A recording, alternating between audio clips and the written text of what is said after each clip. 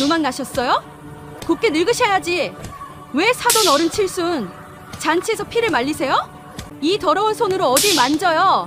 수백 명의 하객이 지켜보는 호텔 연회장 한복판에서 며느리의 손바닥이 제 뺨을 갈랐습니다. 찰싹하는 소리가 샹들리에 아래로 울려 퍼졌고 저는 그 자리에서 무릎이 꺾여 바닥에 주저앉았습니다. 떨리는 손으로 화끈거리는 볼을 감싸주며 고개를 들었을 때 며느리 강혜미의 눈에는 경멸과 혐오만이 가득 차 있었습니다. 혜미야, 내가 일부러 그런 게 아니라 눈이 침침해서. 변명조차 허락되지 않았습니다. 며느리는 제 말을 자르며 연회장 전체가 들을 만큼 큰 목소리로 외쳤습니다. 아줌마! 언제 살면 쥐 죽은 듯이 있으라고 했지? 당신이 못한 푼돈 씹어? 우리 병원 기계 한 달 값도 안 돼! 당장 여기서 나가! 평생을 흙 속에서 살았습니다. 사과나무 가지를 치고 복숭아 꽃이 피면 잠을 줄이며 일했습니다. 새벽 4시에 일어나 이슬 맞은 과일을 따고 등이 휘어지도록 상자를 날랐습니다. 남편이 먼저 세상을 떠났을 때 받은 보험금 그리고 30년 넘게 일군 과수원 땅을 팔아 마련한 10억. 그 돈을 의사 며느리 앞길 열어주는데 기꺼이 내놓았습니다. 대가를 바란 적 없습니다. 다만 아들 가정이 잘 되기를, 손주들이 배불리 먹고 자라기를 바랐을 뿐이었습니다. 그런데 돌아온 건 무엇이었을까요? 사람들 앞에서의 모욕, 노망난 할망구라는 손가락질, 개처럼 끌려나오는 수치. 그날 저는 호텔 화장실 구석에 쭈그려 앉아 소리 없이 울었습니다. 거울 속에 비친 72살 노인의 얼굴에는 붉은 손자국이 선명했고 눈에서는 피눈물이 흘러내렸습니다.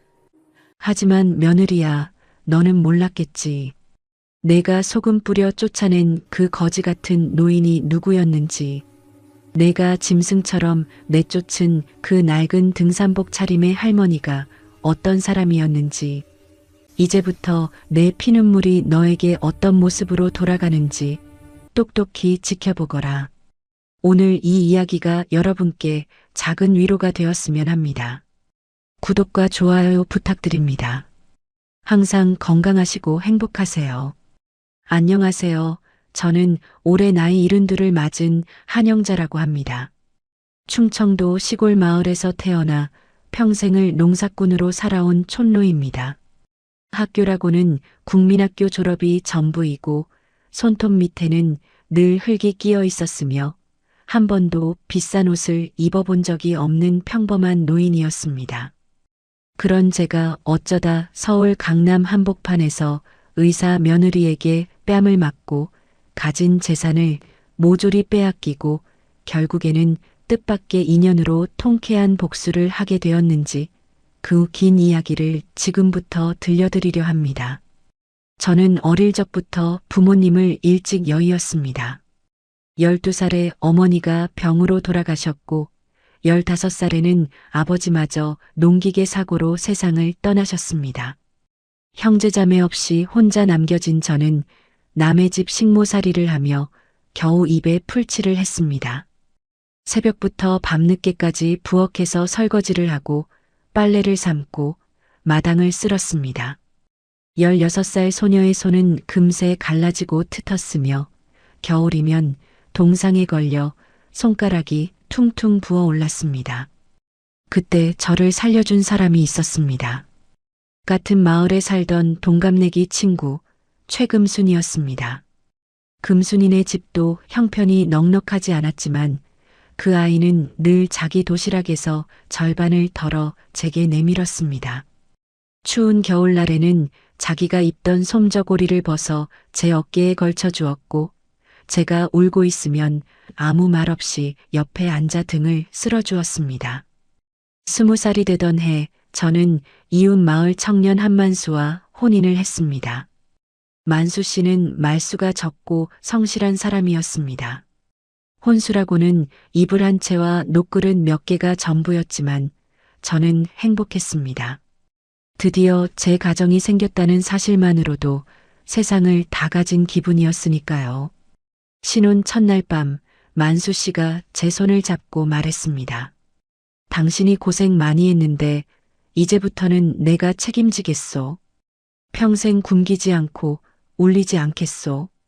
그 약속을 저는 평생 잊지 못했습니다. 우리 부부는 작은 과수원을 일구기 시작했습니다. 처음에는 사과나무 20그루가 전부였습니다. 묘목을 심고 거름을 주고 가지를 치는 일을 부부가 함께 했습니다.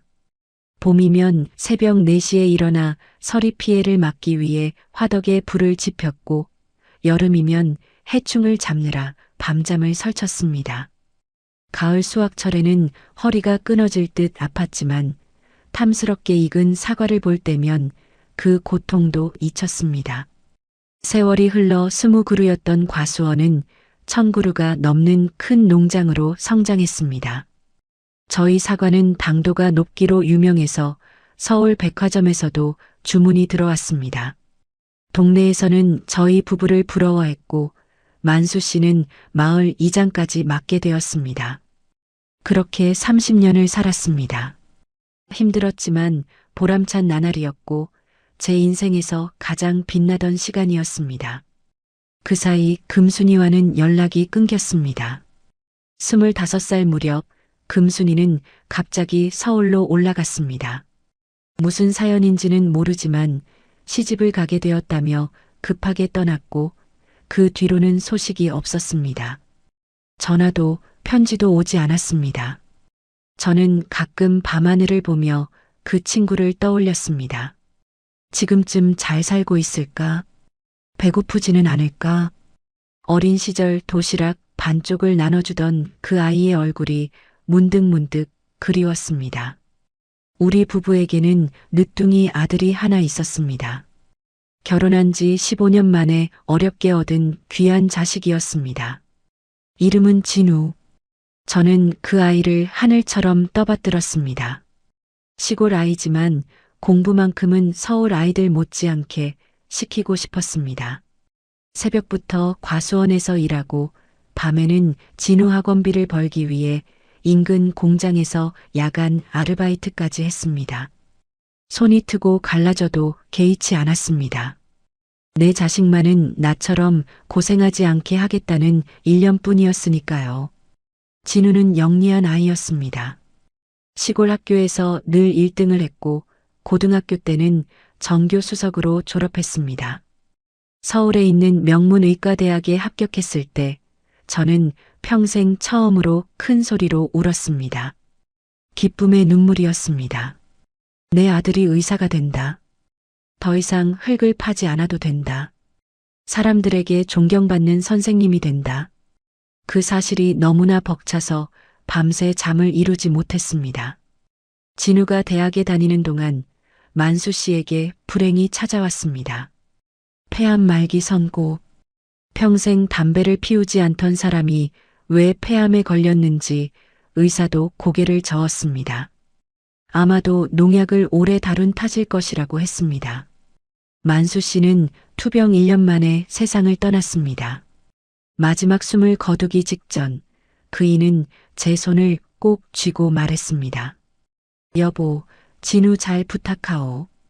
그 아이가 훌륭한 의사가 되는 걸 보고 싶었는데 내가 먼저 가게 됐구려. 미안하오. 저는 남편의 장례를 치르고 홀로 남았습니다. 과수원은 혼자 감당하기 힘들어 일부를 매각했고 남편이 들어놓은 생명보험금 3억 원을 수령했습니다.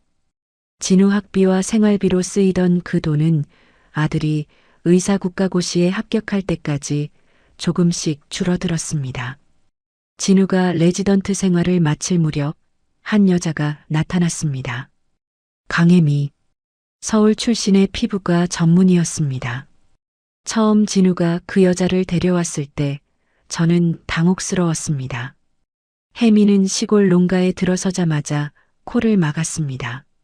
흙냄새가 역겹다는 표정을 숨기지 않았습니다. 제가 정성껏 차린 밥상을 보고는 입술을 삐죽거렸습니다. 이런 음식은 처음 본다며 젓가락도 되지 않았습니다. 그런데 진우는 그런 혜미를 감싸기만 했습니다. 어머니, 혜미는 서울에서 자라서 시골 음식이 낯선 거예요. 이해해 주세요. 저는 아들의 말에 고개를 끄덕였습니다. 사랑하는 사람이라면 어떤 여자든 받아들여야겠다고 생각했습니다. 하지만 그때 이미 혜미의 눈빛에는 저를 향한 경멸이 서려 있었습니다. 저는 그걸 보지 못했습니다. 아니, 보고도 외면했는지도 모릅니다. 결혼식은 서울 호텔에서 성대하게 치러졌습니다. 혜미 측 하객은 300명이 넘었고 저희 쪽은 시골 친척 몇 분이 전부였습니다. 저는 싸구려 한복을 입고 구석 자리에 앉아 있었습니다. 혜미 어머니, 그러니까 안사도는 저를 처음 보는 순간부터 노골적으로 무시했습니다. 아드님이 촌에서 오셨다면서요. 시골에서 농사 지으셨다고요. 에휴, 우리 혜미가 고생이 많겠네요. 그 말투에는 비웃음이 가득했습니다. 결혼식이 끝난 후 혜미는 저를 따로 불렀습니다. 어머니, 저희가 피부과 병원을 개원하려고 하는데요. 강남에 좋은 자리가 나왔는데 보증금이 좀 필요해요. 어머니가 도와주시면 안 될까요? 저는 잠시 망설였습니다. 남편이 남긴 보험금과 과수원을 정리한 돈 합쳐서 10억 원 남짓이었습니다. 노후 자금으로 쓰려던 돈이었지만 아들 가정이 잘 되는 것이 곧 제 행복이라고 생각했습니다. 저는 10억 원을 모두 내놓았습니다. 혜미는 그 순간만큼은 활짝 웃었습니다. 어머니, 정말 감사해요. 저희 병원 개원하면 어머니 서울로 모셔올게요. 강남 아파트에서 편하게 사시게 해드릴게요. 여왕처럼 모시겠습니다. 저는 그 말을 순진하게 믿었습니다. 며느리가 그렇게 말하는데 어찌 의심하겠습니까? 게다가 아들도 옆에서 고개를 끄덕이고 있었습니다. 과수원을 정리하고 서울로 올라가던 날, 저는 뒤를 돌아보았습니다. 30년을 함께한 사과나무들이 바람에 흔들리고 있었습니다. 남편과 함께 일군 땅, 새벽 이슬을 맞으며 땀 흘렸던 밭. 이제 그 모든 것이 남의 손에 넘어가는 것이었습니다. 눈물이 났지만 참았습니다. 아들 가정을 위해서라면 이 정도 희생쯤이야. 저는 스스로를 다독이며 서울행 버스에 올랐습니다. 강남 아파트는 화려했습니다. 번쩍거리는 로비, 유리로 된 엘리베이터, 대리석 바닥. 시골에서 평생을 산 저로서는 눈이 휘둥그레질 만한 광경이었습니다. 혜미는 저를 안내하며 말했습니다. 어머니 방은 이쪽이에요. 제가 딸린 방은 베란다를 개조해서 만든 쪽방이었습니다. 창문 하나 없는 좁은 공간. 벽에는 곰팡이 자국이 있었고 형광등은 지직거리며 깜빡였습니다. 저는 처음에는 그래도 감사하다고 생각했습니다. 서울에서 살 곳을 마련해 준 것만으로도 고마웠습니다. 하지만 그 감사의 마음은 오래가지 못했습니다. 병원 개원 테이프를 끊자마자 혜미의 태도가 돌변했기 때문입니다. 처음 조짐은 냉장고에서 나타났습니다. 어느 날 아침 주방에서 물을 마시려고 냉장고를 열었을 때 저는 이상한 것을 발견했습니다. 음식들에 포스트잇이 붙어 있었습니다. 혜미 거, 진우 거, 손대지 말 것. 제가 손댈 수 있는 음식은 맨 아래 칸에 놓인 며칠 된 묵은 김치뿐이었습니다. 저는 그 김치를 찬밥에 말아 조용히 먹었습니다. 식사 시간도 따로였습니다. 혜미와 진우는 거실 식탁에서 먹었고 저는 베란다 쪽방에서 혼자 밥을 먹어야 했습니다. 거실로 나가면 혜미가 눈을 흘겼기 때문입니다. 어머니, 저희 식사 중에는 좀 안 나오셨으면 좋겠어요. 분위기가 산만해지거든요. 아들 진우는 고개를 돌렸습니다. 어머니 마누라 눈치 보느라 친어미가 구석에서 찬밥을 먹는 것도 못 본 척했습니다. 청소와 빨래는 모두 제 몫이 되었습니다. 혜미는 제게 가사 도우미를 쓸 돈이 없다며 직접 하라고 했습니다. 저는 아침 6시에 일어나 진공 청소기를 돌리고 욕실 바닥을 닦고 빨래를 널었습니다. 설거지가 조금만 덜 깨끗해도 혜미는 불호령을 내렸습니다. 어머니, 이게 설거지예요? 물때가 그대로잖아요. 촌에서는 이렇게 씻었어요? 저는 고개를 숙이고 다시 그릇을 씻었습니다. 손주들에게는 접근조차 허락되지 않았습니다. 손자 둘이 있었는데 혜미는 제가 아이들을 안는 것조차 싫어했습니다. 어머니, 아이들한테 손대지 마세요. 시골 냄새가 밴다고요. 저는 멀리서 손주들을 바라볼 수밖에 없었습니다. 아이들도 점점 저를 피했습니다. 혜미가 할머니는 더럽다고 가르친 탓이었습니다. 세월이 흘러도 상황은 나아지지 않았습니다. 오히려 더 심해졌습니다. 혜미는 제게 용돈을 주지 않았습니다. 필요한 게 있으면 말씀하세요. 그런데 뭐가 필요하세요? 어머니는 외출도 안 하시잖아요. 저는 아무것도 요구하지 못했습니다. 화장품은커녕 속옷 한 장 사지 못했습니다. 입고 있던 옷이 다라해지면 천조각으로 깁깁이 기워 입었습니다. 가끔 옛날 생각을 했습니다. 과수원에서 사과를 따던 날들, 남편과 함께 저녁노를 바라보던 시간, 비록 가난했지만 제 땅이 있었고 제 이름이 있었습니다. 하지만 지금 저는 무엇입니까? 아들 집에 얹혀 사는 천덕꾸러기, 무보수로 일하는 식모, 10억을 내놓고도 구박받는 늙은이, 밤마다 베란다 쪽방에서 천장을 바라보며 눈물을 삼켰습니다. 진우에게 말해볼까 생각한 적도 있습니다. 하지만 아들은 이미 혜미의 사람이 되어 있었습니다. 한 번은 용기를 내어 진우를 불렀습니다. 진우야, 어미가 좀 힘들다. 혜미가 너무 심하지 않니? 아들의 대답은 차가웠습니다. 어머니, 혜미도 병원 일 때문에 스트레스가 많아요. 좀 참아주세요.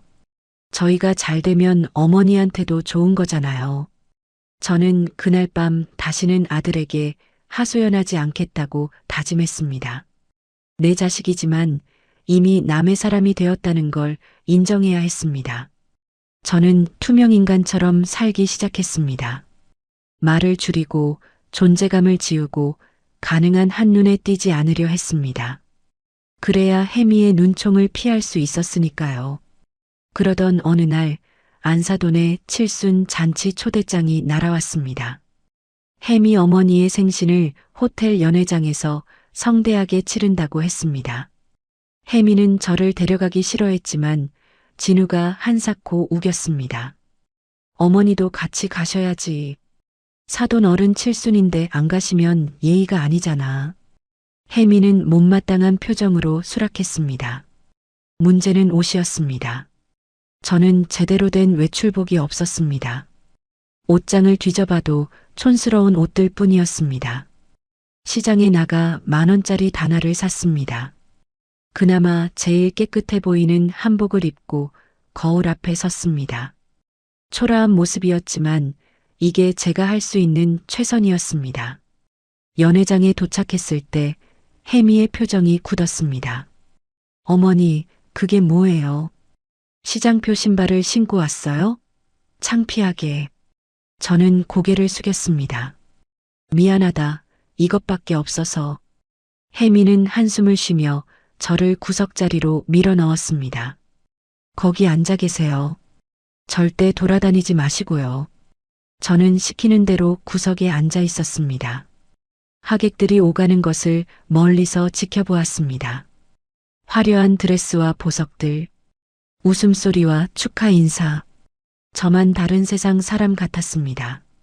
그때 웨이터가 잡채 접시를 들고 지나갔습니다. 저는 잠깐 자리를 피하려다 그만 웨이터와 부딪혔습니다. 잡채 국물이 튀었습니다. 하필이면 그 방향에 안사돈이 서 있었습니다. 흰색 드레스에 갈색 얼룩이 번졌습니다. 안사돈이 비명을 질렀습니다. 아이고, 이게 뭐야? 내 드레스? 이게 얼마짜린 줄 알아? 저는 허둥지둥 냅킨을 들고 다가갔습니다. 죄송합니다, 사돈 어른. 제가 닦아드릴게요. 그 순간 혜미가 달려왔습니다.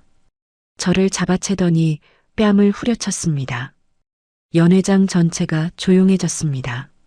수백 명의 시선이 저에게 쏠렸습니다. 혜미는 아랑곳하지 않고 다시 손을 들었습니다. 두 번째 뺨이 날아왔습니다. 노망나셨어요? 곱게 늙으셔야지.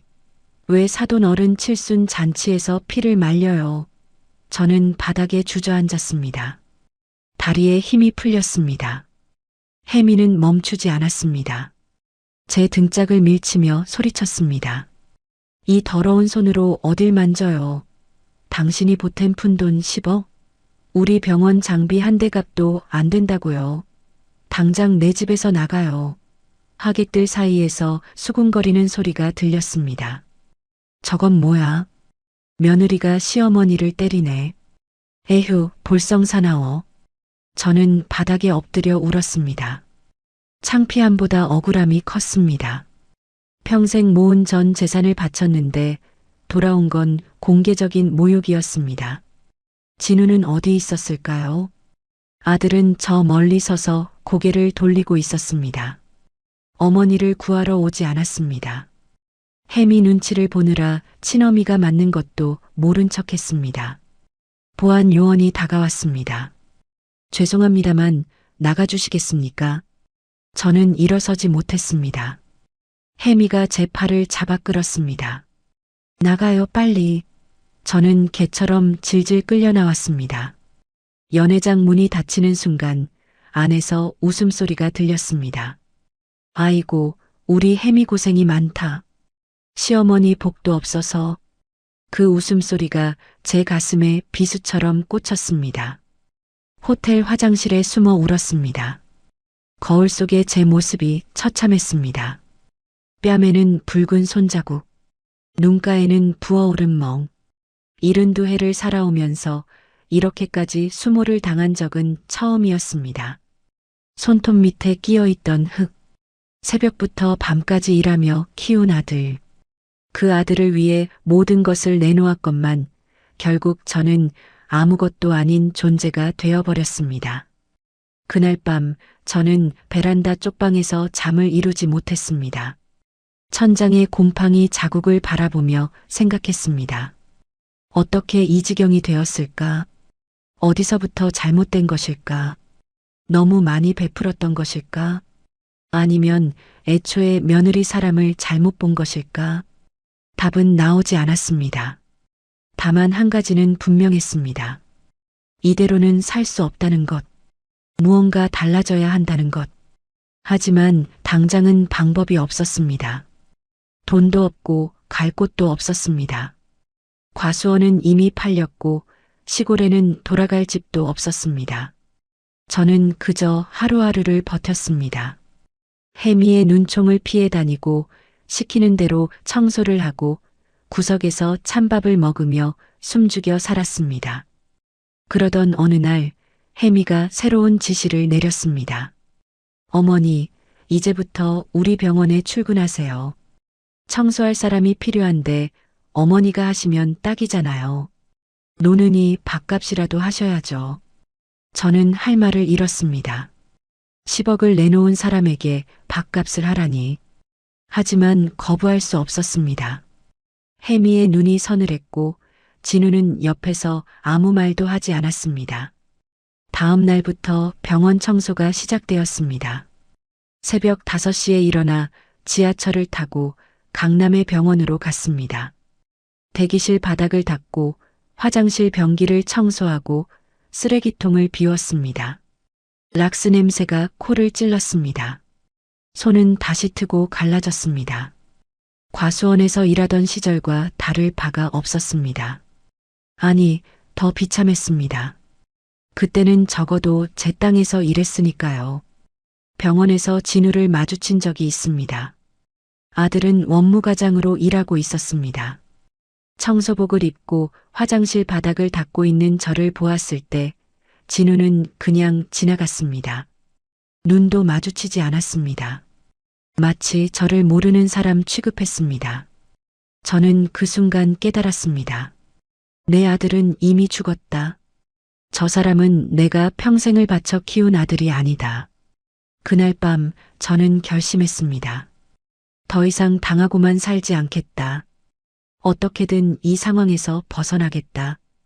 복수까지는 아니더라도 적어도 인간으로서의 존엄은 되찾겠다. 하지만 방법은 여전히 보이지 않았습니다.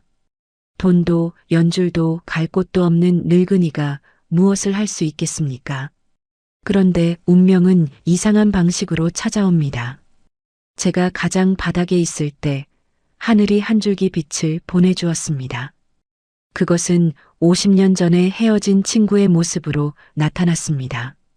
비 오는 날 낡은 등산복을 입은 한 노인이 병원 로비로 들어왔습니다. 그 순간부터 제 인생은 완전히 달라지기 시작했습니다. 병원 청소를 시작한 지 한 달쯤 되었을 무렵이었습니다. 저는 매일 새벽같이 일어나 지하철 첫 차를 탔습니다. 강남역에서 내려 20분을 걸어 병원에 도착하면 아직 해가 뜨기 전이었습니다.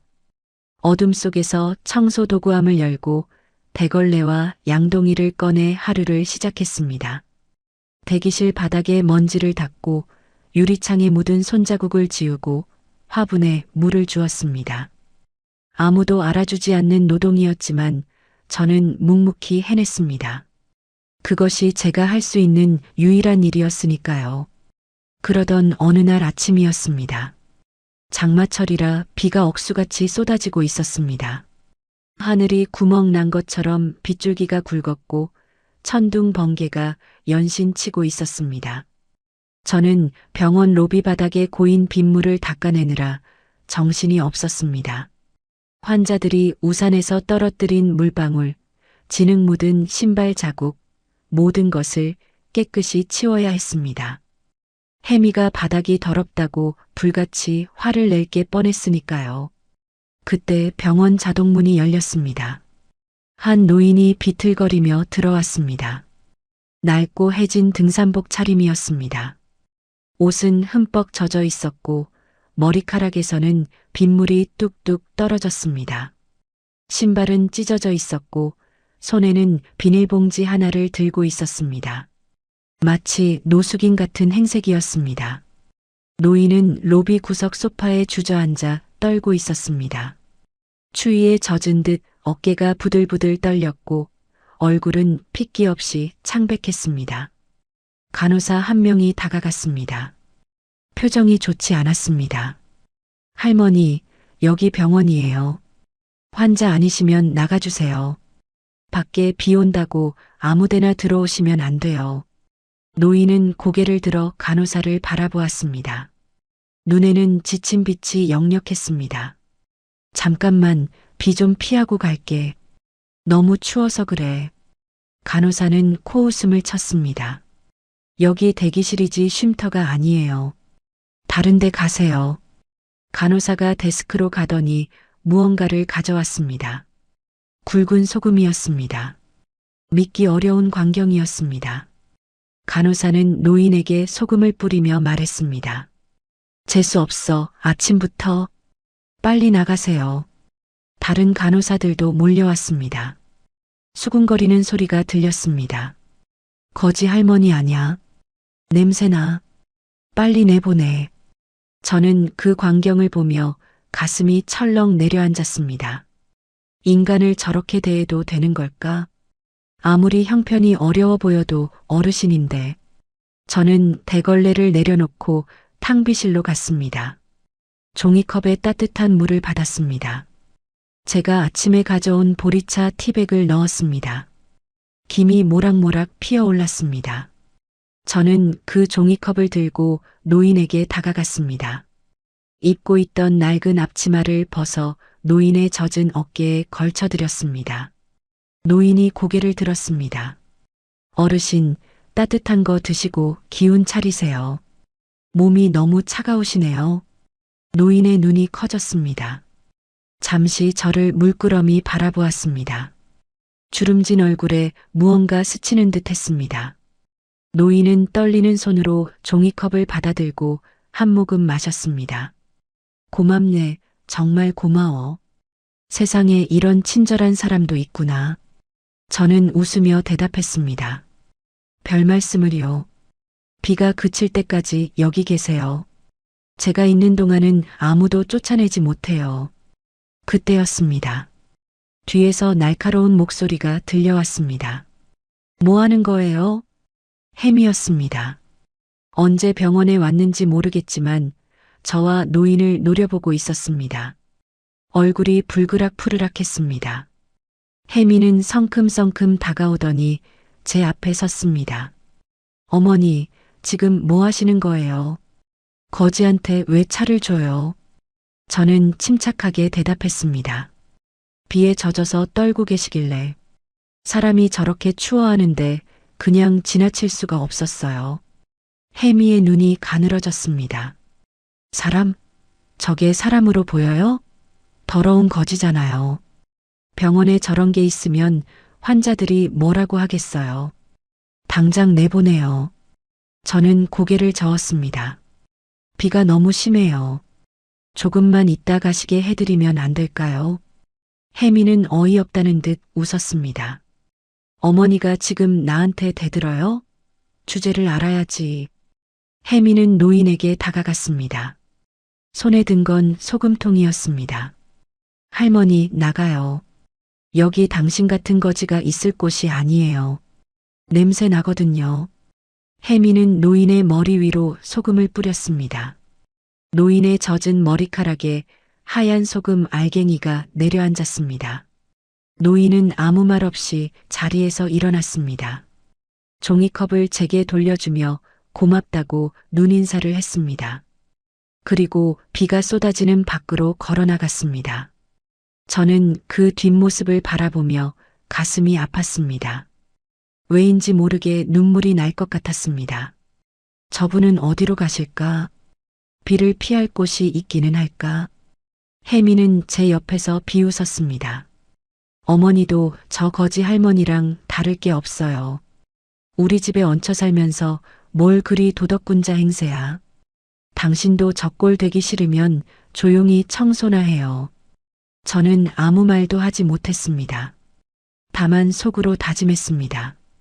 오늘 본 것을 잊지 말자. 저분에게 소금을 뿌린 것을, 인간을 짐승처럼 대한 것을, 언젠가는 반드시 이 대가를 치르게 될 것이라고. 하지만 그때는 몰랐습니다.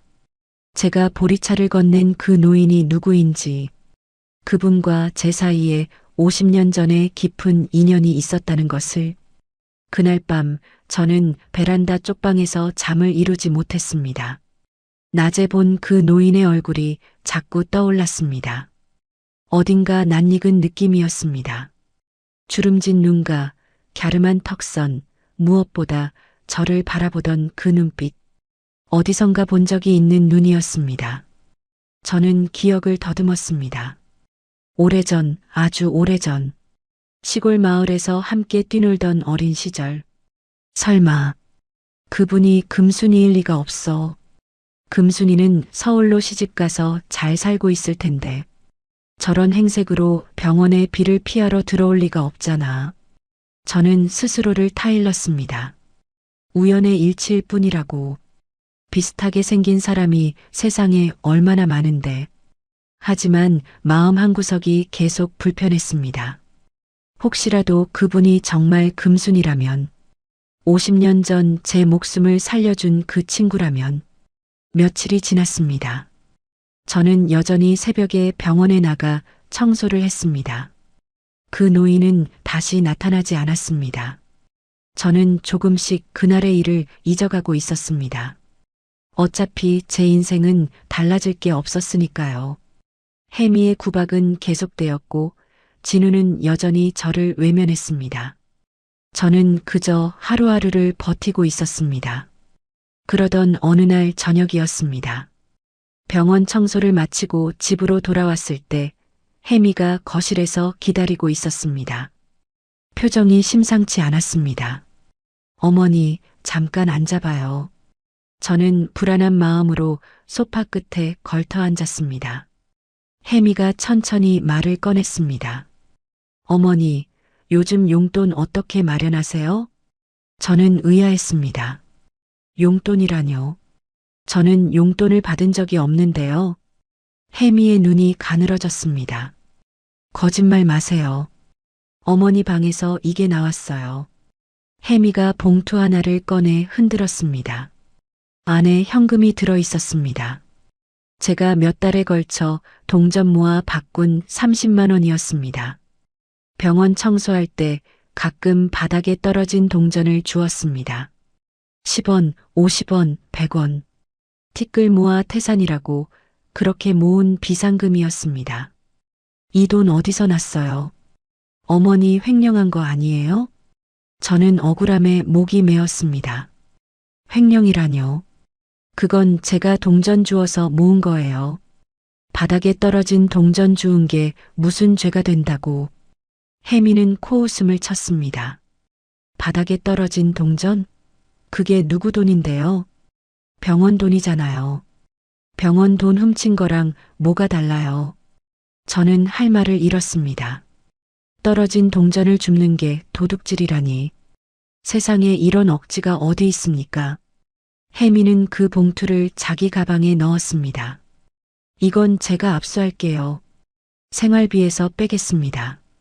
그리고 어머니, 다시는 이런 짓 하지 마세요. 도둑질하다 걸리면 경찰 불러도 할 말 없는 거 아세요? 저는 그 자리에 멍하니 앉아 있었습니다. 30만 원. 저에게는 전 재산이나 다름없는 돈이었습니다. 언젠가 이 집을 나가게 되면 쓰려고 모아둔 비상금이었습니다. 그날 밤 혜미의 분노는 거기서 끝나지 않았습니다. 저녁을 먹고 있는데 갑자기 제 방으로 들이닥쳤습니다. 어머니, 아까 그 돈 말고 더 숨겨둔 거 없어요? 솔직히 말해요. 저는 고개를 저었습니다. 없어요. 그게 다예요. 혜미는 믿지 않았습니다. 방을 뒤지기 시작했습니다. 옷장을 열고 이불을 들추고 베개속까지 손을 넣었습니다. 뭐해요? 이러지 마세요. 저는 혜미를 말리려 했습니다. 그 순간 혜미의 손이 제 목을 움켜쥐었습니다. 억울하면 경찰 부르든가. 이 노망난 할망구야. 혜미의 눈에는 광기가 서려 있었습니다. 숨이 막혔습니다. 목을 조르는 손에 힘이 들어갔습니다. 저는 발버둥을 쳤지만 소용없었습니다. 72살 노인의 힘으로 젊은 며느리를 당해낼 수 없었습니다. 혜미가 손을 놓았을 때 저는 바닥에 쓰러져 기침을 했습니다. 목이 따끔거렸습니다. 숨을 쉴 때마다 가슴이 아팠습니다. 혜미는 저를 내려다보며 차갑게 말했습니다. 앞으로 이상한 짓 하면 가만 안 둘 거예요. 알겠어요? 저는 대답하지 못했습니다. 그저 바닥에 엎드려 울었습니다. 그날 밤 저는 텅 빈 쪽방에서 천장을 바라보며 생각했습니다. 이게 내 인생인가? 평생을 성실하게 살았습니다. 남에게 해 끼친 적 없습니다. 자식을 위해 모든 것을 희생했습니다. 그런데 돌아온 것은 무엇입니까? 목이 졸리고 모욕당하고 비상금마저 빼앗기는 이 처참한 현실. 피눈물이 흘렀습니다. 문자 그대로 눈에서 피가 섞인 눈물이 흘러내렸습니다. 너무 울어서 실핏줄이 터진 것이었습니다. 하지만 며느리는 알지 못했습니다. 그날 제가 보리차를 건넨 그 노인이 누구인지, 낡은 등산복을 입고 비를 피하러 들어왔던 그 할머니, 간호사들에게 소금을 맞고 쫓겨났던 그분, 50년 전 굶어 죽기 직전에 저에게 도시락 반쪽을 나눠주었던 단짝 친구 최금순이었다는 사실을요. 금순이와 저는 어린 시절 생사를 함께한 사이였습니다. 제가 14살 때였습니다. 그의 가뭄이 극심해서 마을 전체가 굶주림에 허덕였습니다. 부모님을 여인 저는 남의 집 식모살이를 하며 끼니를 이었는데 그마저도 쫓겨나게 되었습니다. 일할 사람이 필요 없다는 이유였습니다. 저는 갈 곳이 없었습니다. 산속을 헤매다 쓰러졌습니다. 사흘을 굶은 상태였습니다. 의식이 흐려지고 눈앞이 캄캄해졌습니다. 이대로 죽는구나. 14살 소녀는 그렇게 생을 마감하려 했습니다. 그때 금순이가 나타났습니다. 나무를 캐러 산에 올라왔다가 쓰러진 저를 발견한 것이었습니다. 금순이는 자기 집으로 저를 업어다 주었습니다. 따뜻한 미음을 먹여주었습니다. 자기가 입던 옷을 벗어 제게 입혀주었습니다. 금순이네 집도 가난했지만 그 아이 어머니는 저를 며칠간 재워주었습니다. 덕분에 저는 목숨을 건질 수 있었습니다. 그 후로 금순이와 저는 친자매처럼 지냈습니다.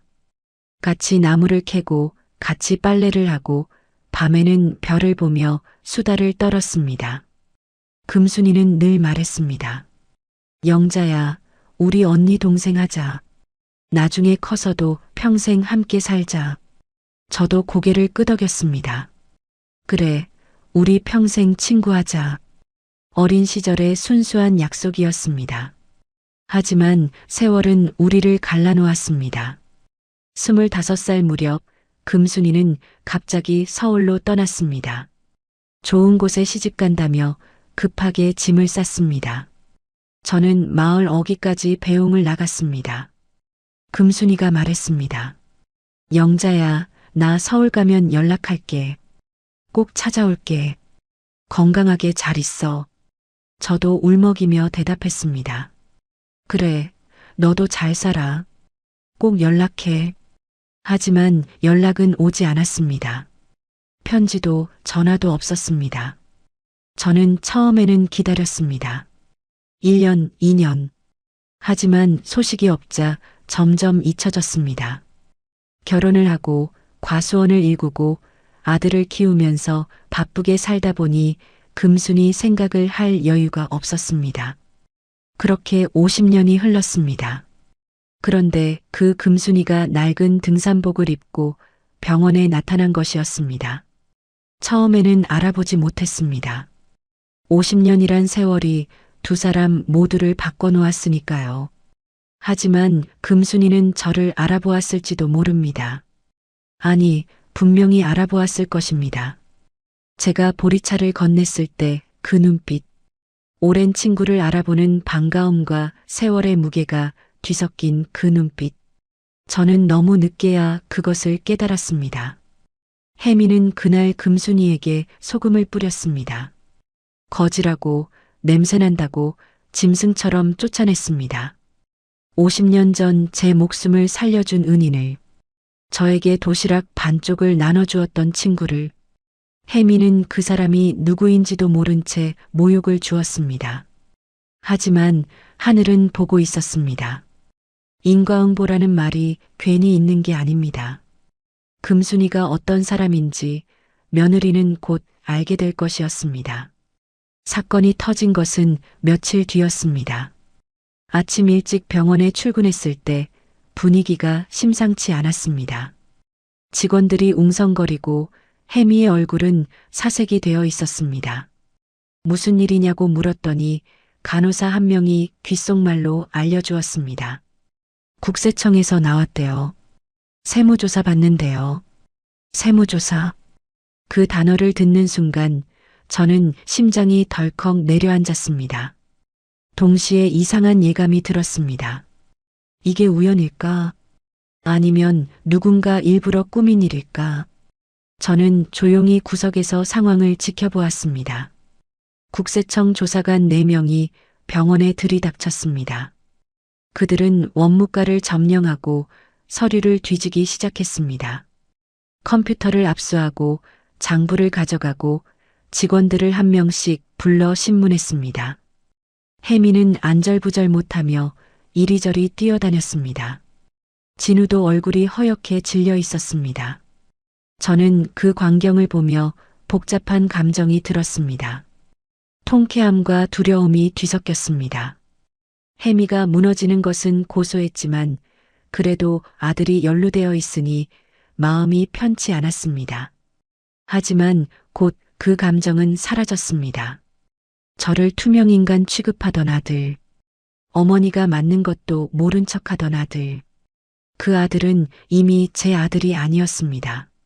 점심때쯤 되자 상황이 더 심각해졌습니다. 조사관들이 이중장부를 발견한 것이었습니다. 혜미는 세금을 대규모로 포탈하고 있었습니다. 보험 허위 청구, 현금 거래, 누락, 비용 부풀리기, 온갖 수법을 동원해 탈세를 해왔던 것이 드러났습니다. 조사관 한 명이 혜미에게 말했습니다. 강혜미 씨, 탈세 규모가 상당합니다. 검찰 고발이 불가피할 것 같습니다. 혜미의 얼굴이 일그러졌습니다. 아니에요. 그건 오해예요. 세무사가 잘못한 거예요. 저는 몰랐어요. 발버둥을 쳤지만 소용없었습니다. 조사관들은 냉정하게 서류를 정리하고 있었습니다. 혜미는 갑자기 저를 돌아보았습니다. 눈에 불꽃이 튀었습니다. 어머니가 찔렀죠? 저는 어리둥절했습니다. 무슨 소리예요? 나는 아무것도 모르는데. 혜미가 달려들었습니다. 제 멱살을 잡고 흔들었습니다. 어머니가 국세청에 신고한 거잖아요. 복수하려고 그런 거죠? 저는 고개를 저었습니다. 정말 아니에요. 나는 국세청이 어딨는지도 몰라요. 혜미는 믿지 않았습니다. 거짓말 마. 어머니 아니면 누가 이런 짓을 해. 그때였습니다. 병원 정문으로 한 대의 세단이 들어왔습니다. 검은색 외제차였습니다. 번호판이 특이했습니다. 저런 차는 아무나 타지 못한다는 것쯤은 저도 알았습니다. 차 문이 열리고 한 여자가 내렸습니다. 모피 코트를 입고 있었습니다. 머리는 단정하게 올렸고 손에는 명품 가방을 들고 있었습니다. 저는 그 여자의 얼굴을 보는 순간 숨이 멎을 뻔했습니다. 그 얼굴, 50년 전의 기억이 파도처럼 밀려왔습니다. 비록 주름이 늘고 머리카락이 휘어졌지만 그 눈빛만은 변하지 않았습니다. 갸름한 턱선, 온화하면서도 강인한 눈매. 금순이었습니다. 며칠 전 낡은 등산복을 입고 병원에서 쫓겨났던 그 노인이 지금은 완전히 다른 모습으로 나타난 것이었습니다. 금순이가 천천히 병원 안으로 걸어 들어왔습니다. 직원들이 길을 비켰습니다. 누구인지는 몰라도 범상치 않은 인물이라는 것을 본능적으로 느꼈을 것입니다. 금순이는 혜미 앞에 멈춰 섰습니다. 혜미는 아직 제 멱살을 잡고 있었습니다. 금순이의 목소리가 로비에 울려 퍼졌습니다. 손대. 혜미가 어리둥절한 표정으로 금순이를 바라보았습니다. 뭐예요? 당신 누구예요? 금순이가 한 발짝 다가섰습니다. 눈빛이 날카로웠습니다. 내 은인한테서 손 떼라고 했어. 이 무식하고 천박한 거사. 혜미의 얼굴이 굳었습니다. 은인? 무슨 소리예요? 이 노망난 할머니가 누구의 은인이라고. 금순이가 피식 웃었습니다. 그 웃음에는 경멸과 연민이 뒤섞여 있었습니다. 금순이가 천천히 말했습니다. 며칠 전에 나 여기 왔었어. 비가 많이 오던 날. 낡은 옷 입고 비 피하러 들어왔지. 너희 직원들이 나한테 소금 뿌리며 쫓아냈잖아. 그때 이 사람이, 이 영자가 나한테 따뜻한 차 한 잔을 줬어. 앞치마까지 벗어서 내 어깨에 걸쳐줬고 난 그때 알았어. 50년이 지나도 영자는 변하지 않았구나. 여전히 착한 사람이구나. 혜미의 표정이 변하기 시작했습니다. 뭔가 잘못되었다는 것을 깨달은 듯 했습니다. 그 거지 할머니가 당신이었어요? 금순이가 고개를 끄덕였습니다. 그래. 그 거지 할머니가 나야. 근데 내가 진짜 거지인 줄 알았어? 금순이가 가방에서 무언가를 꺼냈습니다. 명함이었습니다. 금순이가 그것을 혜미의 얼굴 앞에 들이밀었습니다. 혜미의 눈이 커졌습니다. 얼굴이 새하얗게 질렸습니다. 명함에 적힌 글자가 보였습니다. 최금순, 그리고 그 아래에 적힌 직함. 저는 그 직함을 보고 입이 떡 벌어졌습니다. 세상에, 금순이가, 내 어린 시절 친구 금순이가 이렇게 된 것이었습니다. 50년 동안 무슨 일이 있었는지 모르겠지만 금순이는 완전히 다른 사람이 되어 있었습니다. 아니, 다른 사람이 된 게 아니라 원래의 자신을 되찾은 것인지도 모릅니다. 혜미가 비틀거렸습니다. 이게 무슨 말문이 막힌 듯 했습니다. 금순이가 차갑게 말했습니다. 국세청 조사사국에 제보한 거 나야. 내가 탈세하는 거 다 알고 있었어. 그리고 하나 더 알려줄까? 이 건물 지난주에 인수했어. 내가 새 주인이야. 저는 그 말을 듣고 다리에 힘이 풀렸습니다. 주저앉을 뻔했습니다. 금순이가 이 건물의 주인이라고. 혜미 병원이 들어선 이 강남 빌딩의 소유자가 금순이라고. 세상에 이런 반전이 어디 있습니까? 혜미의 얼굴이 낯빛으로 변했습니다. 입술이 파르르 떨렸습니다. 그건 불가능해요. 이 건물 주인은 지난달까지 김 회장이었는데. 금순이가 어깨를 으쓱했습니다. 김 회장한테 샀어. 시가보다 좀 더 줬지. 급하게 필요해서. 혜미가 무릎을 꿇었습니다. 갑자기 태도가 돌변했습니다. 회장님, 잘못했습니다. 제가 눈이 멀었습니다. 제발 한 번만 용서해 주세요. 금순이는 냉정하게 내려다보았습니다. 용서? 내가 영자한테 한 짓 생각하면 용서가 나와? 평생 모은 돈 10억 받아먹고 베란다 쪽방에 쳐넣고 식모 부리듯 부려먹고 사람들 앞에서 뺨까지 때렸잖아. 그게 사람이 할 짓이야? 혜미가 울기 시작했습니다. 제발요, 제발이요. 제가 잘못했어요. 다시는 안 그럴게요. 금순이는 고개를 저었습니다. 너 같은 쓰레기한테는 임대 못 줘. 당장 이 건물에서 나가. 혜미의 눈이 뒤집혔습니다. 갑자기 발작을 일으켰습니다. 거품을 물고 바닥에 쓰러졌습니다. 직원들이 달려들었습니다. 구급차를 불렀습니다. 아수라장이 된 병원 로비에서 저는 멍하니 서 있었습니다. 금순이가 제게 다가왔습니다.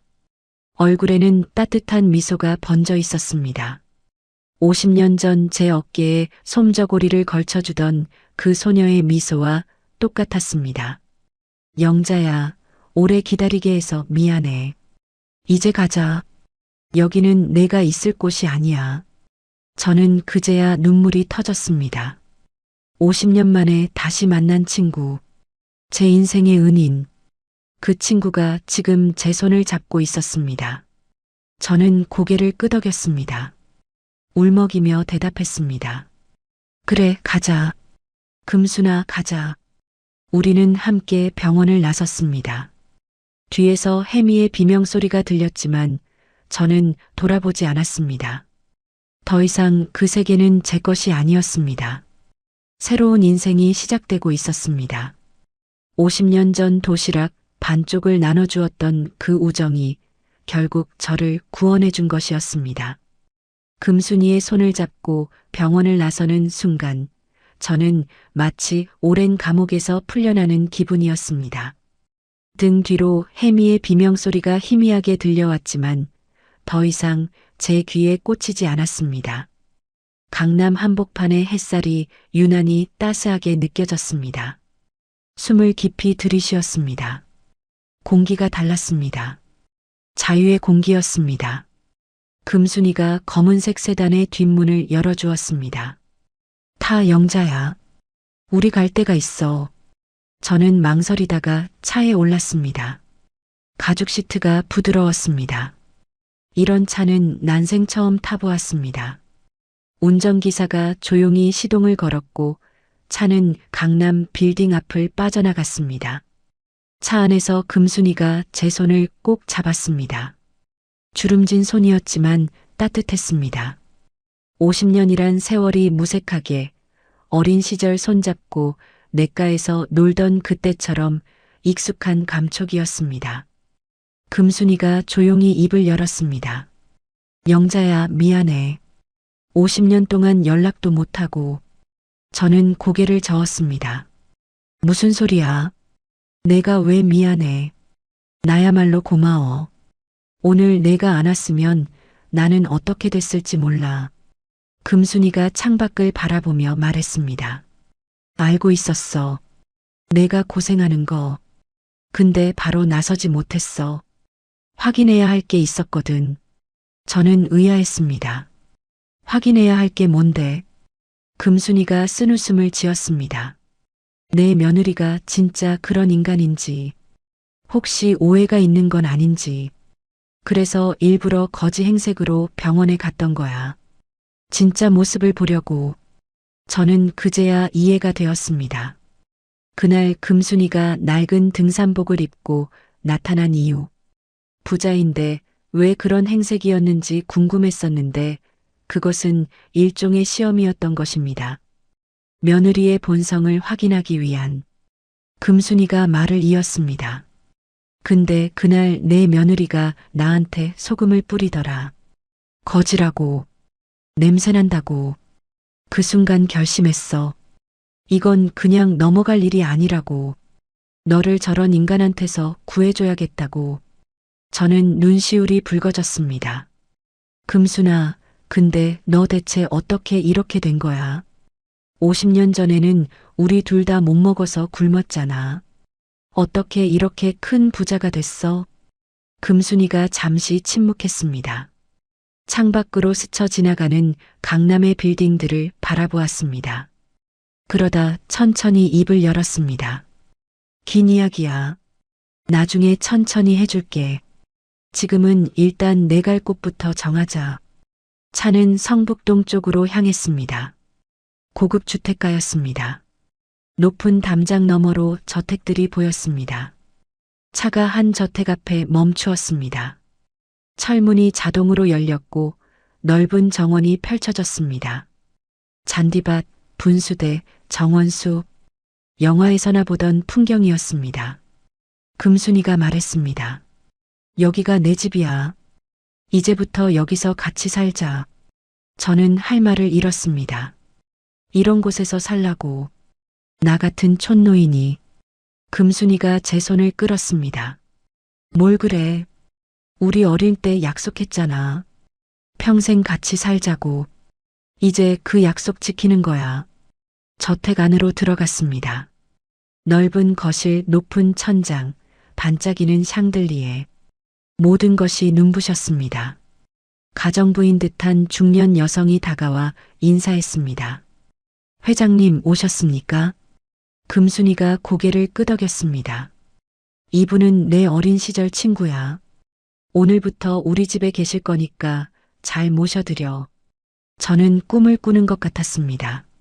아침까지만 해도 병원 화장실 변기를 닦고 있었는데 베란다 쪽방에서 쉰 김치로 끼니를 때우던 제가 지금 이런 저택에 서 있다니 현실감이 없었습니다.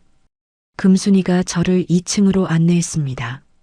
손님방이라고 했지만 제가 살던 베란다 쪽방과는 비교가 되지 않았습니다. 넓은 침대, 푹신한 소파, 창밖으로 보이는 정원 풍경. 저는 침대에 앉아 한참을 멍하니 있었습니다. 금순이가 옆에 앉으며 말했습니다. 영자야, 이제 편하게 쉬어. 아무 걱정하지 마. 내가 다 해결할 테니까. 저는 고개를 저었습니다. 금순아, 근데 이건 너무 갑작스러워. 나는 아무것도 한 게 없는데. 이렇게 신세를 지면 어떡해. 금순이가 제 손을 꼭 쥐었습니다. 뭔 소리야? 50년 전에 내가 나한테 뭐라고 했는지 기억나? 동네 애들이 나 따돌릴 때 내가 나서서 막아줬잖아. 아버지 없다고 놀리는 애들한테 내가 대신 맞았잖아. 그때 은혜를 내가 어떻게 잊어. 저는 그제야 기억이 났습니다. 어린 시절의 일이었습니다. 금순이네 아버지는 일찍 돌아가셨고 동네 아이들이 그걸 빌미로 금순이를 괴롭혔습니다. 저는 금순이 편을 들다가 아이들에게 맞은 적이 있었습니다. 그때는 대수롭지 않게 여겼는데 금순이는 50년이 지나도록 그것을 잊지 않고 있었던 것입니다. 그날 밤 저는 생애 처음으로 푹신한 침대에서 잠을 잤습니다. 꿈을 꾸었습니다. 어린 시절 금순이와 냇가에서 놀던 꿈이었습니다. 맑은 물에 발을 담그고 웃고 떠들던 그때, 아무 걱정 없이 행복했던 시절, 눈을 떴을 때 아침 햇살이 창문으로 쏟아져 들어왔습니다. 며칠이 지났습니다. 저는 금순이네 저택에서 지내며 조금씩 회복해 갔습니다. 제대로 된 밥을 먹고 따뜻한 물로 목욕을 하고 깨끗한 옷을 입었습니다. 몸이 가벼워졌습니다. 마음도 가벼워졌습니다. 그동안 억눌려 있던 것들이 조금씩 풀려나가는 느낌이었습니다. 금순이는 저를 위해 의사를 불렀습니다. 종합 검진을 받았습니다. 다행히 큰 이상은 없었지만 스트레스로 인한 소화기 질환과 불면증이 있었습니다. 의사가 말했습니다. 마음 편히 쉬시면 금방 좋아지실 겁니다. 저는 고개를 끄덕였습니다. 이제는 마음 편히 쉴 수 있었습니다. 어느 날 저녁 금순이와 거실에서 차를 마시다가 물었습니다. 금순아, 이제 말해줄 수 있어? 50년 동안 무슨 일이 있었는지, 어떻게 이렇게 된 거야? 금순이가 찻잔을 내려놓고 창밖을 바라보았습니다. 달빛이 정원을 비추고 있었습니다. 금순이가 천천히 말하기 시작했습니다. 25에 서울로 올라갔잖아. 시집 간다고 했는데 사실 시집은 아니었어. 서울에서 가정부로 일하게 된 거야. 돈 벌어서 어머니 약값 대려고. 근데 내가 일하던 집 주인이 좀 특별한 사람이었어. 금순이가 일하던 집은 무역회사를 운영하는 사업가의 저택이었습니다. 사장은 아내를 일찍 여의고 혼자 아들을 키우고 있었습니다. 금순이는 성실하게 일했고 사장은 금순이의 됨됨이를 눈여겨보았습니다. 그 집 아들이 나한테 반했어.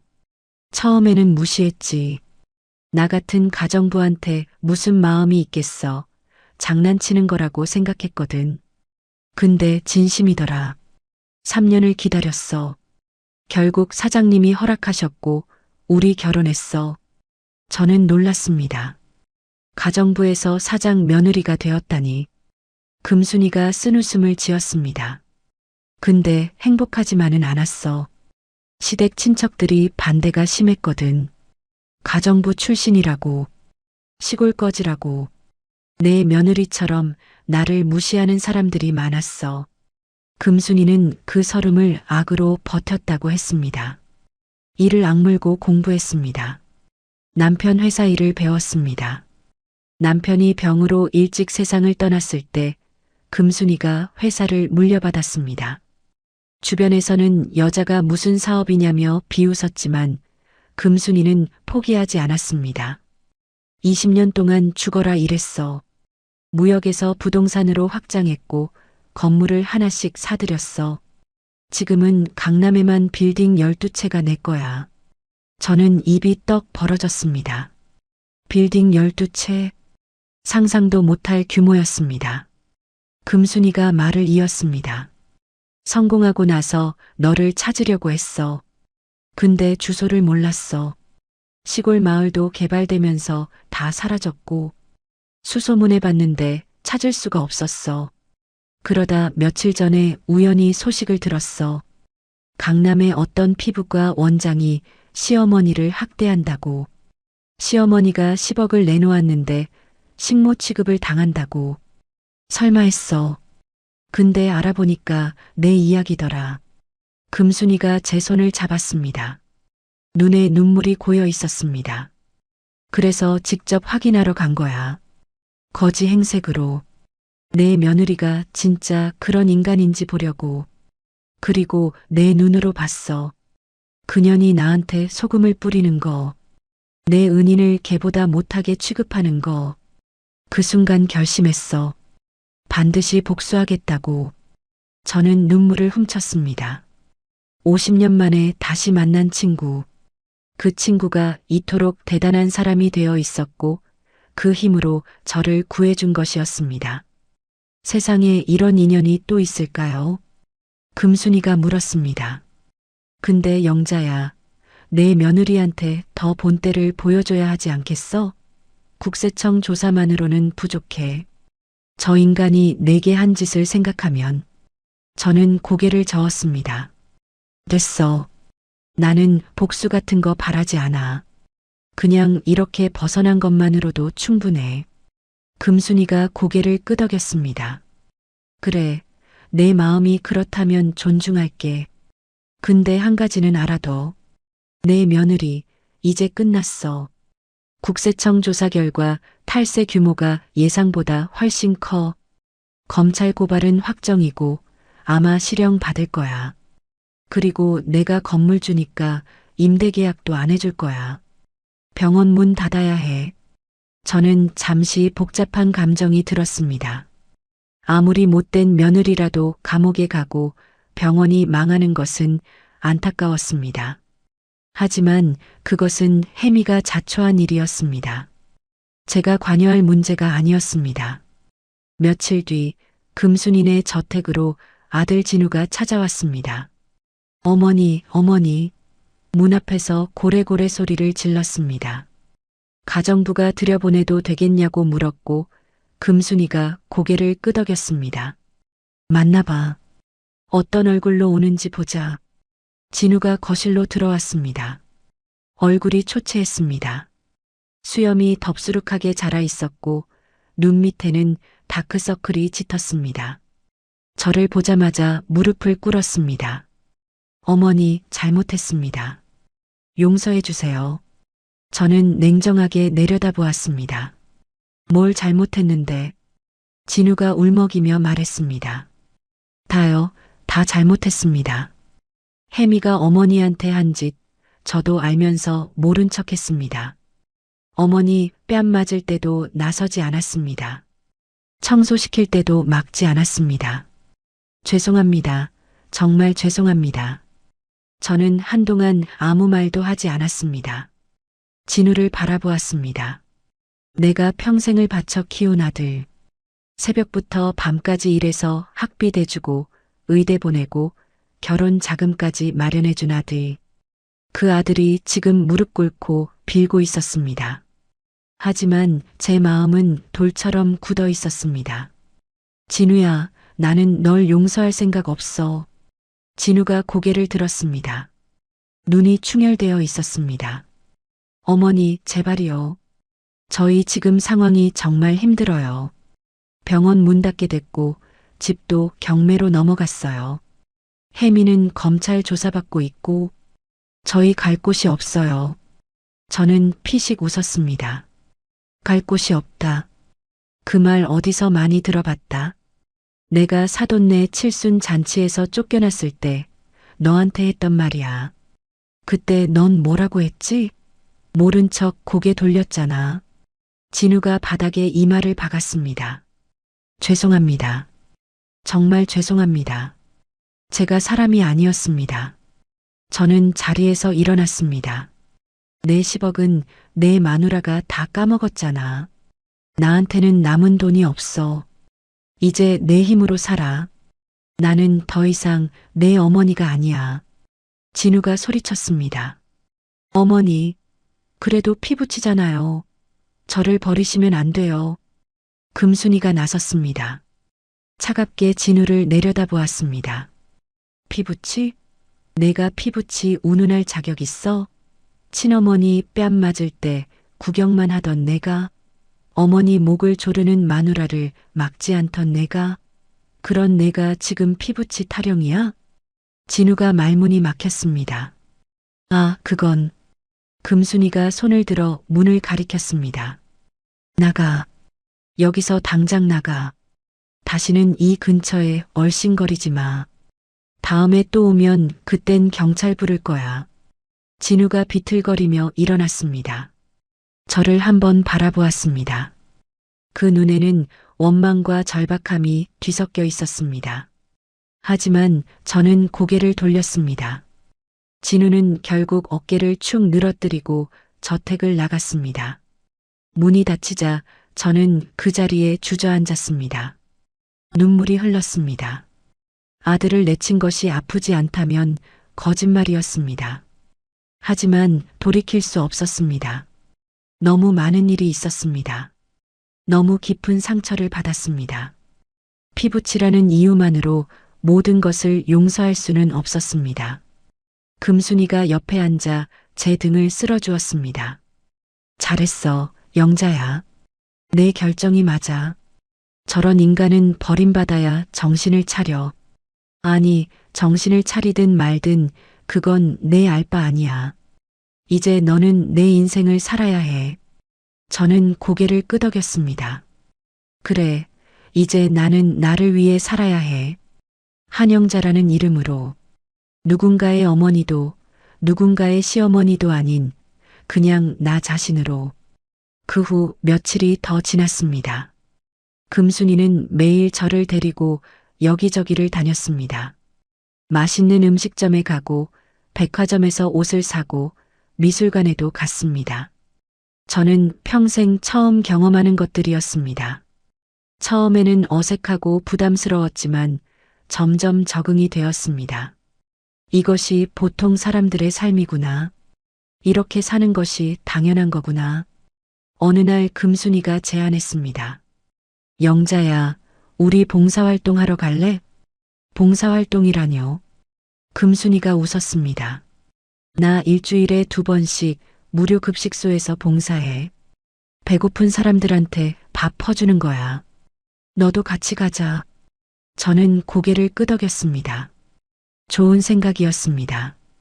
받기만 하던 제가 이제는 무언가를 나눌 수 있다는 것. 그것이 기뻤습니다. 다음 날 우리는 성북동 근처의 무료 급식소로 갔습니다. 허름한 건물이었지만 안에는 따뜻한 기운이 가득했습니다. 봉사자들이 분주하게 움직이고 있었고 긴 줄을 선 사람들이 밥을 받아가고 있었습니다. 노인, 노숙인, 형편이 어려운 사람들. 저도 예전에는 저들과 다르지 않았습니다. 저는 앞치마를 두르고 배식대 앞에 섰습니다. 국을 퍼주는 역할이었습니다. 한 사람 한 사람에게 국을 담아주며 말했습니다. 맛있게 드세요. 건강하세요. 사람들이 고개를 숙여 감사를 표했습니다. 그 모습을 보며 마음이 따뜻해졌습니다. 배식을 마치고 정리를 하는데 한 노인이 다가왔습니다. 수염이 덥수룩하고 옷이 남루했습니다. 저를 물끄러미 바라보더니 말했습니다. 아줌마, 국이 맛있었어요. 고마워요. 저는 미소를 지었습니다.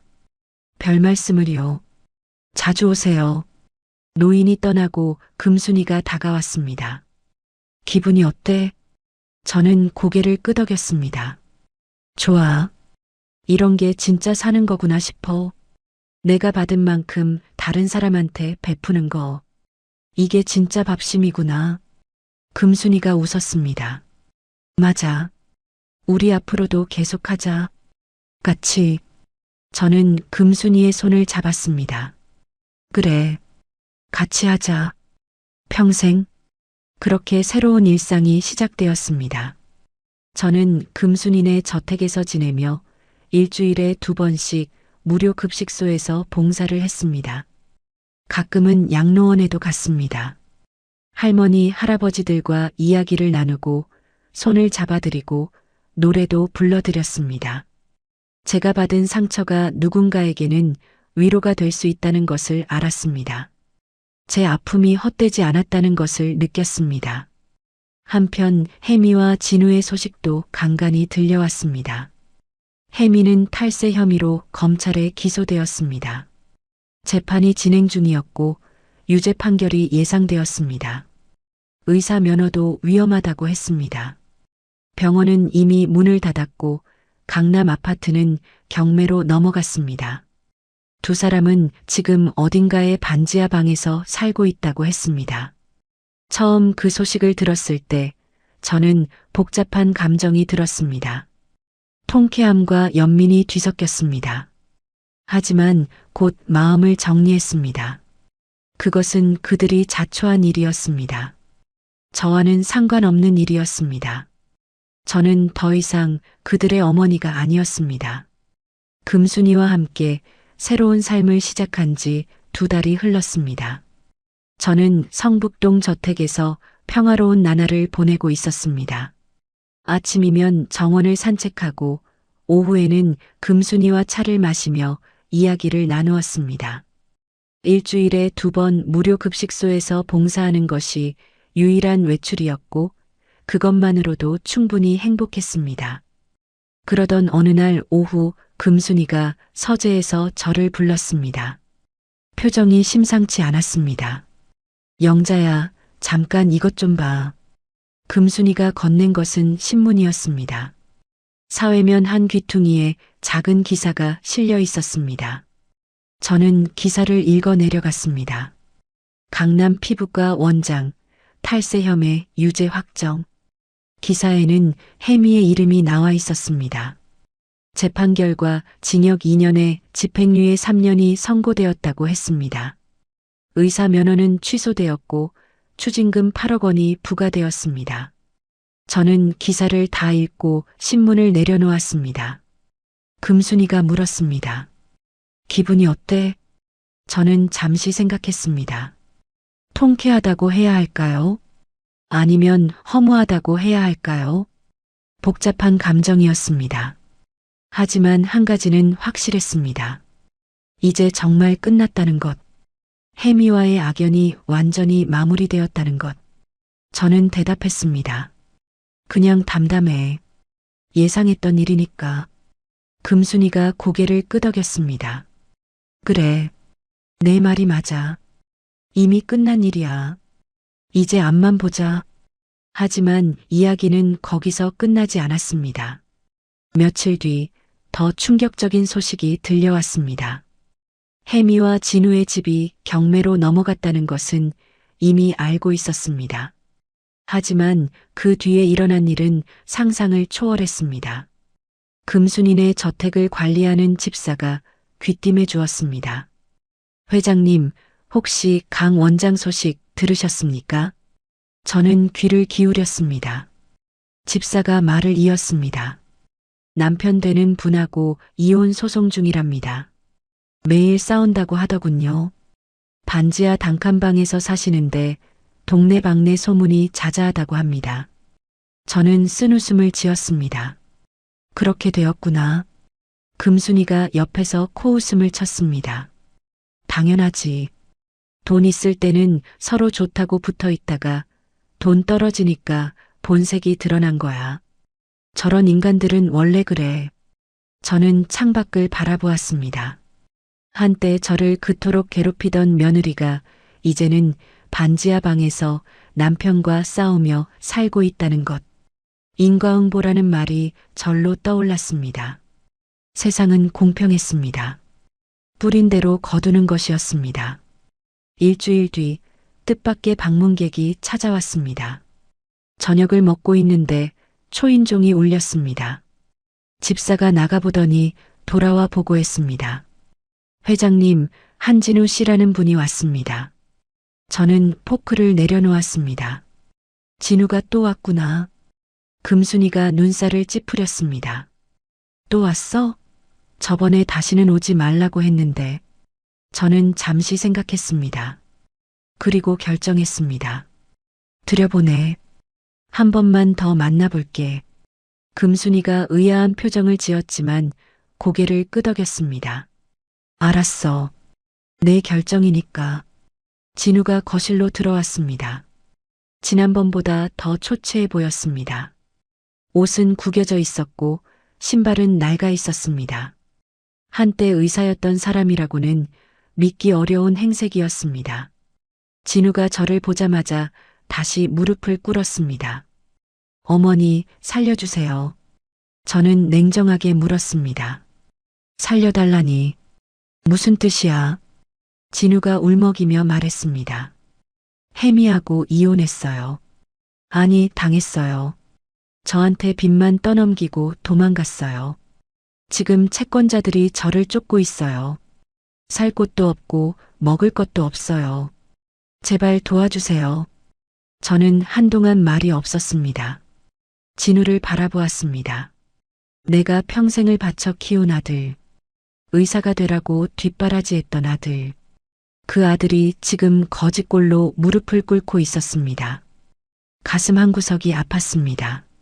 하지만 그 아픔은 예전과 달랐습니다. 연민이었습니다. 모정이 아니라 저는 천천히 입을 열었습니다. 진우야, 내가 사돈네 칠순 잔치에서 내 마누라한테 뺨 맞았을 때 기억나니? 그때 넌 뭐 했지? 진우가 고개를 숙였습니다. 죄송합니다. 내가 병원에서 변기 닦을 때 넌 뭐 했지? 어머니 지나가는데 눈도 안 마주치더라. 진우가 바닥에 이마를 박았습니다. 죄송합니다. 정말 죄송합니다. 저는 자리에서 일어났습니다. 진우 앞에 섰습니다.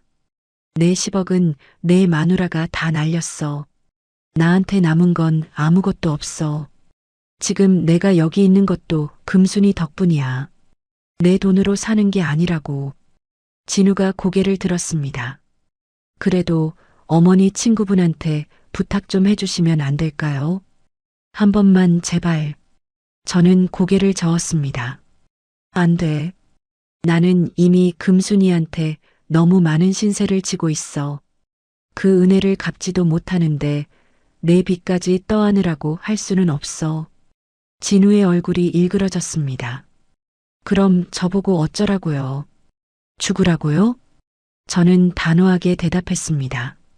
살든 죽든 내 알아서 해. 너는 성인이야. 이제 내 힘으로 살아. 나는 더 이상 내 어머니가 아니야. 오늘 이후로 찾아오지 마. 진우가 비틀거리며 일어났습니다. 눈에 원망이 가득했습니다. 어머니가 이럴 수 있어요? 그래도 낳아준 어머니잖아요. 피가 뭔데요, 피가? 저는 피식 웃었습니다. 피? 피가 뭔지 내가 나한테 묻는 거야? 피부치 어머니가 맞을 때 구경만 하던 내가, 피부치 어머니 목 조르는 마누라 옆에서 웃고 있던 내가. 진우가 말문이 막혔습니다. 저는 등을 돌렸습니다. 나가. 다시는 오지 마. 이게 마지막이야. 진우는 한참을 서 있다가 결국 돌아섰습니다. 문이 닫히는 소리가 들렸습니다. 저는 창가에 서서 진우가 떠나는 뒷모습을 바라보았습니다. 어깨가 축 처져 있었습니다.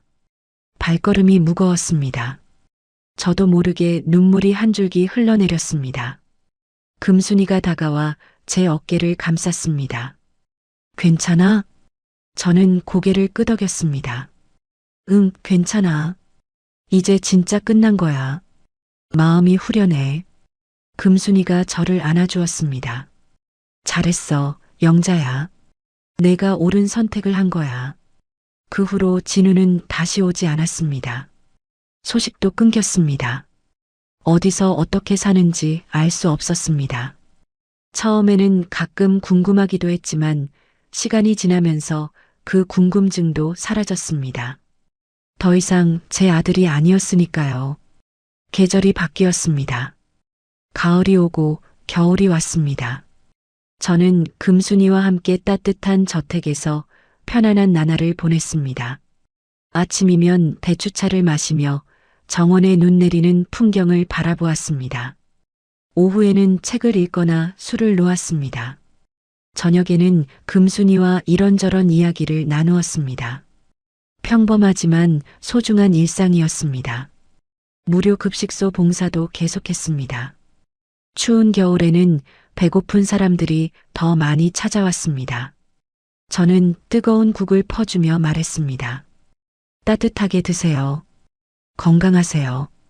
사람들의 얼굴에 번지는 미소를 볼 때마다 가슴이 뭉클해졌습니다. 이것이 진정한 행복이구나 싶었습니다.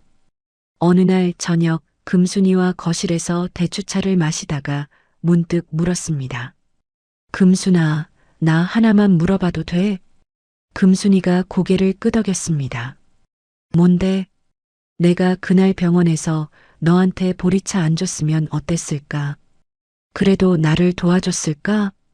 금순이가 잠시 생각하더니 대답했습니다. 아마 그래도 도와줬을 거야. 내가 내 은인이니까. 근데 그 보리차 덕분에 확신이 생긴 건 맞아. 50년이 지나도 영자는 여전히 착한 사람이구나. 아직도 남을 먼저 생각하는 사람이구나. 그래서 더 빨리 움직였어. 저는 고개를 끄덕였습니다. 그렇구나. 작은 친절이 큰 변화를 만들었구나. 금순이가 제 손을 잡았습니다. 영자야, 착하게 사는 건 절대 손해가 아니야. 당장은 손해처럼 보여도 언젠가는 반드시 돌아와.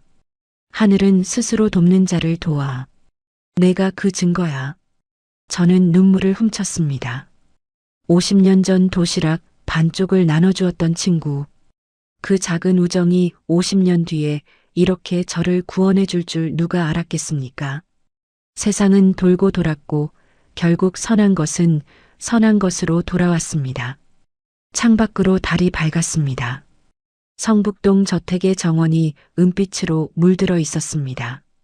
저는 생각했습니다. 내 인생의 후반전이 이제 시작되었구나. 10억을 잃었지만 더 소중한 것을 얻었구나. 친구를, 존엄을, 그리고 나 자신을. 금순이가 물었습니다. 영자야, 후회되는 거 없어? 돈 10억 날리고 아들까지 잃었는데. 저는 고개를 저었습니다. 후회 없어. 돈은 잃었지만 더 소중한 걸 얻었어. 너라는 친구를, 내 이름과 존엄을, 그리고 진짜 행복이 뭔지 알게 됐어. 금순이가 웃었습니다. 그래, 내 말이 맞아. 돈보다 소중한 게 있어. 사람이야. 진심을 나눌 수 있는 사람.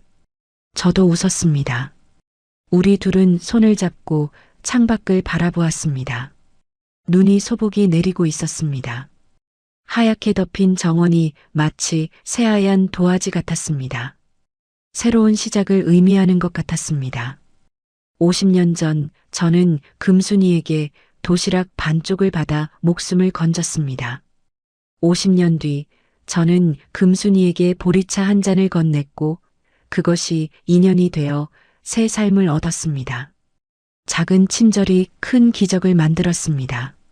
선한 마음이 선한 결과를 낳았습니다. 세상을 살다 보면 억울한 일도 있고 부당한 일도 있습니다. 착하게 살면 손해본다고 생각할 때도 있습니다. 하지만 저는 믿습니다.